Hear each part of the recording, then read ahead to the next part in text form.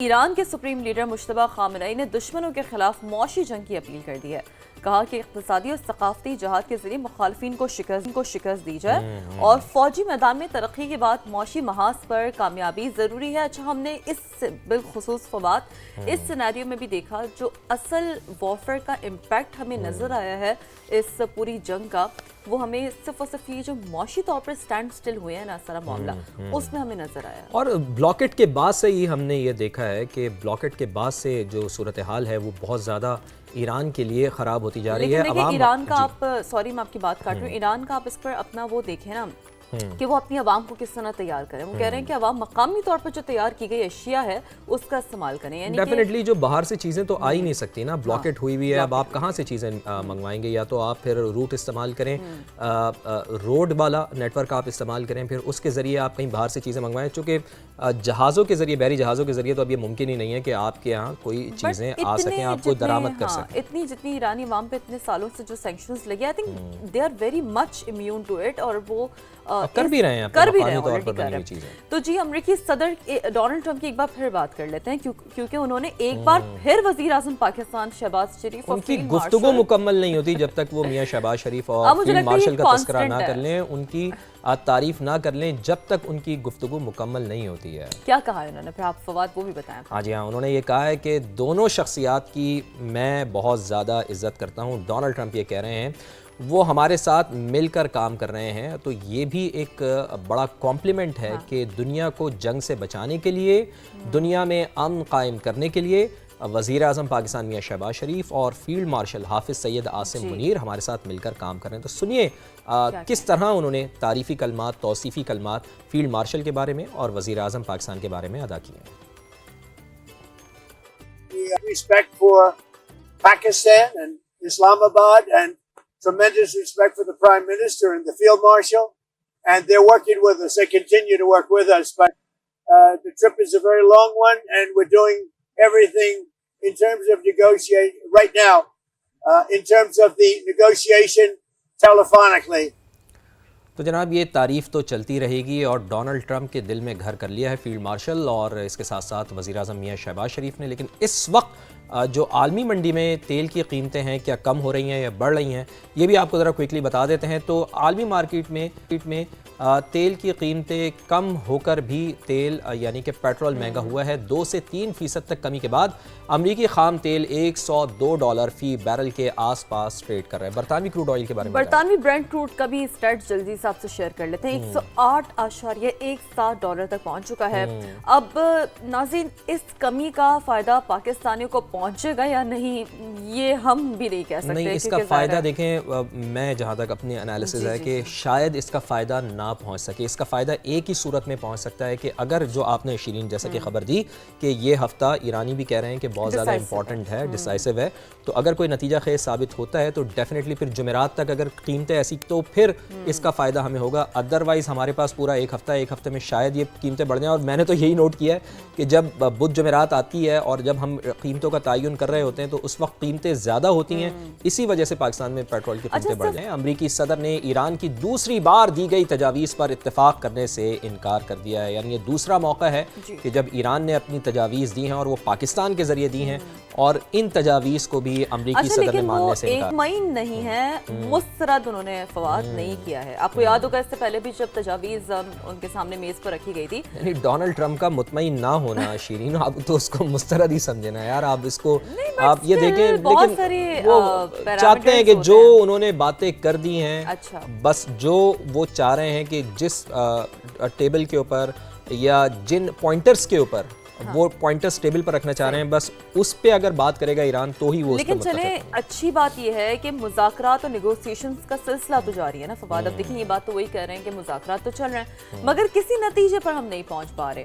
اب البتہ یہ بہت الارمنگ ہوتے ہیں ان کے اس طرح کے جو بیانات آتے ہیں کہ ڈیل ہوگی یا تباہی۔ تہران کے پاس 2 ہی آپشنز ہیں، یعنی کہ وہ یہی بات کر رہے ہیں کہ اب آپ کے پاس 2 آپشنز ہیں کہ ادھر آپ نے کون سا راستہ چوز کرنا ہے۔ اور اس کے ساتھ ساتھ وہ یہ بھی کہہ رہے ہیں نا کہ صدر ڈونلڈ ٹرمپ یہ بھی کہہ رہے ہیں کہ ایران معاہدہ کرنا چاہتا ہے، ٹیلی فون پر گفتگو بھی ہوئی ہے، مگر میں خوش نہیں ہوں۔ بس وہ بات یہی ہے نا شیرین کہ میں سے اگر وہ نکلے نا تو ہی پھر کوئی چیز ہو سکتی ہے. جیسا کہ میں آپ کو بتا رہا تھا کہ موقف جو انہوں نے بڑا وہ- دے دیا ہے, انہوں نے بتا دیا کہ بھائی یہ میرے پوائنٹرز ہیں, یہ میرے نکات ہیں, ان کے اوپر اگر آپ مطمئن ہو سکتا, مجھے مطمئن کر, میں اس چیز پہ مطمئن اچھا لیکن ہوں, اس کے علاوہ میں کہیں اور دائیں بائیں نہیں جاؤں. مجھے ایک اور چیز بھی ظاہر ہے, مجھے کیا خیر ہمارے پاس تو جب بھی اینالسٹ بھی آتے ہیں وہ یہ بات کرتے ہیں کہ دیکھیں گیم آف انڈیورنس کا بڑا ایک رول ہے, کیونکہ گیم آف پریشر بھی بڑا میٹر کرتا ہے اس طرح کے جب بیانات آ رہے ہوتے ہیں.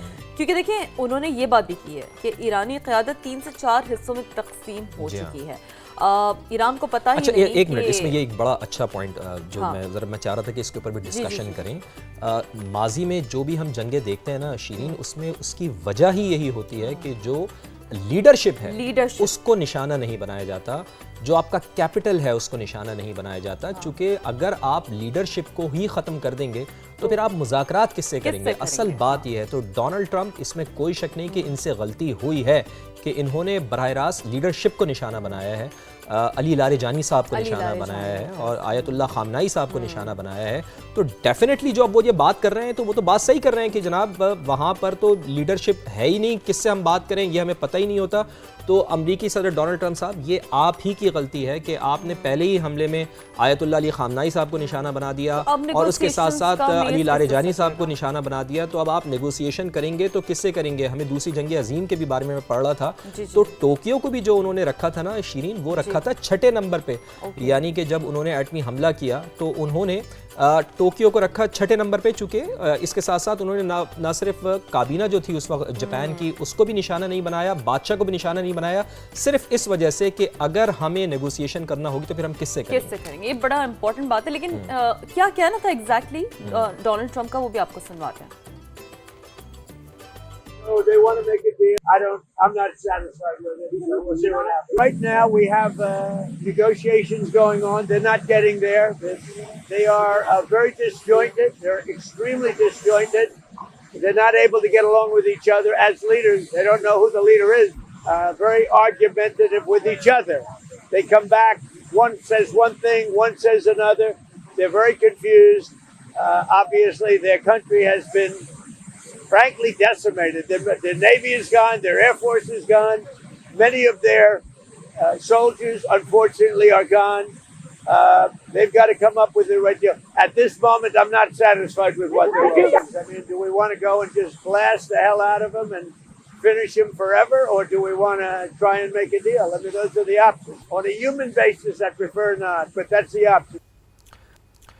وہی چیز دہرا رہے ہیں امریکی صدر کہ میں نے نیوی کو ختم کر دیا ہے, میں نے ایئر فورس کو ختم کر دیا ہے, لیکن اسٹل اس مسئلے کا کوئی حل نظر نہیں آ رہا ہے. اگر تو آپ نے ان کو اتنا زیادہ نقصان پہنچا دیا ہے تو پھر جناب وہ آپ کے سامنے جھک کیوں نہیں رہے؟ سوال تو یہ ہے شیرین. جھک نہیں رہے, لیکن تجاویز انہوں نے ضرور دی ہے, اور جو ایک ثالثی کا ایک پراپر پروسیس ہے ایران فالو کر رہا ہے. وہ مذاکرات کا جو ایک پروسیس ہے وہ فالو کر رہا ہے. ایران نے پاکستان کے ذریعے امریکہ کو نئی تجاویز بھیجوائی ہیں, اور یہ بھی آپ کو بتایا ناظرین کہ انہوں نے واضح کر دیا کہ واشنگٹن سے مذاکرات میں باضابطہ ثالث پاکستان ہی ہے. آپ دیکھیں, یعنی کوئی اور ملک نہیں ہے, اور کوئی ملک ہو ہی نہیں سکتا. ظاہر ہے, دیکھیں ہم یہ نہیں کہہ رہے, بات یہ ہوتی ہے کہ امریکہ اور ایران دونوں کا ایک موقف ہے کہ اس تمام تر معاملے میں اگر کوئی نیوکلیئر ہے, اگر کوئی اس حوالے سے نیوٹرل ہے, اگر کوئی اس حوالے سے بہتر طور پر ثالث کا رول نبھا سکتا ہے, وہ صرف اور صرف پاکستان. چونکہ دیکھیں جی, سعودی عرب نے بھی منع کر دیا, قطر نے بھی منع کر دیا, اور اس کے ساتھ ساتھ مصر کو تو ایران خود ہی نہیں چاہتا کہ وہ ثالث کا کردار ادا کرے. پیچھے بچ جاتا ہے ٹرکی, تو ٹرکی کی جانب سے بھی کوئی اتنی واضح ڈائریکشن سامنے نہیں آ رہی تھی. تو یہی وجہ ہے کہ پاکستان کا کردار اس میں بہت زیادہ اہم ہے. اور ایسا نہیں کہ پاکستان کے پاس اپنی چیزیں نہیں ہیں, آف کورس ہے, لیکن پاکستان چونکہ خطے کے میں امن کا دائی رہا ہے ہمیشہ, اور ہمیشہ سے رہا ہے, تو یہ بڑا ضروری رہا ہے کہ پاکستان کا جو موقف ہے وہ اب پورے عالمی دنیا میں اجاگر ہو کر سامنے آ رہا ہے. ترجمان وزارت خارجہ اسماعیل بقائی ان کے جو ہیں, انہوں نے کہا ہے کہ بہت سے ممالک بھی ثالثی میں مدد کے لیے تیار ہیں, بات چیت کا فیصلہ کیا تو سب کو آگاہ کر دیں گے. ڈائیلاگ میں اولین ترجیح جنگ کا خاتمہ اور پائیدار امن کا قیام ہی ہے. اس کے علاوہ وال اسٹریٹ جرنل کی جانب سے بھی کچھ چیز سامنے, انہوں نے ایرانی تجاویز کی جو ڈیٹیلز ہیں وہ بیسکلی سامنے رکھی ہیں. جو وال اسٹریٹ جرنل جیسا آپ نے ذکر کیا, تو ایران نے حملے روکنے کی ضمانت اور محاصرہ ختم کرنے کی کے بدلے اپنا ہرمز کھولنے کی پیشکش کی ہے. یہ وہ تجویز ہے جو سامنے آئی ہے. ایران کا وال اسٹریٹ جرنل نے رپورٹ کیا ہے. ساتھ ساتھ ایران کی جانب سے یہ بھی کہا جا رہا ہے کہ جوہری پروگرام پر مذاکرات بعد میں ہوں گے, پہلے پابندیوں میں ہمیں نرمی چاہیے. ساتھ ساتھ ایران نے یہ بھی کہا ہے کہ امریکہ نئی پیشکش پر کھلے ذہن کے ساتھ آئے تو اسی ہفتے بات چیت ہو سکتی ہے, یعنی کہ یہ ہفتہ بڑا ڈیسائسو ہو سکتا ہے, جو کہ ابھی موڈ ہمیں دکھ رہا ہے دونوں. اور ہم امید بھی کرتے ہیں اور دعا گو بھی ہیں کہ یہ ہفتہ نتیجہ خیز ثابت ہو. صدر ڈونلڈ ٹرمپ نے بھی یہ واضح کر دیا ہے کہ ایران جنگ سے جلدی نہیں نکلیں گے ورنہ یہ مسئلہ دوبارہ پیدا ہو جائے گا. اچھا, اس سے پہلے بھی وہ یہ بات کر چکے ہیں کہ ہم یہ نہیں چاہتے کہ ہم 6 مہینے بعد یا 3 سال بعد یا 2 سال بعد یا 1 سال بعد پھر دوبارہ سے ایران کے اوپر اٹیک کریں. ہم اس مسئلے کو مکمل اور درست طریقے سے حل کرنا چاہتے ہیں اور کریں گے. فلوریڈا میں تقریب ہو رہی تھی جناب, اس سے خطاب کیا تھا امریکی صدر نے. امریکی صدر کا یہ کہنا تھا کہ آبنائے ہرمز میں تیل سے بھرے 400 ٹینکرز کھڑے ہیں, یہ جہاز نکل آئے تو تیل کی قیمتیں کم ہو جائیں گی. اچھا جی جناب, تو یہ تو تھے امریکی صدر ڈونلڈ ٹرمپ جنہوں اور نے بہت ناراض بھی تھے نیٹو سے. انہوں نے کہا کہ کاغذی شعر ہیں یہ, ہم نے ان کے اوپر اربوں ڈالر خرچ کیے لیکن یہ ہمارے کسی کام نہیں. ان کی یہ ناراضگی پہلے بھی سامنے آئی, آپ کو یاد ہوگا جب انہوں نے کہا تھا 2-3 منٹ ایگزیکٹلی وہ اس کا تسلسل ہے. لیکن جی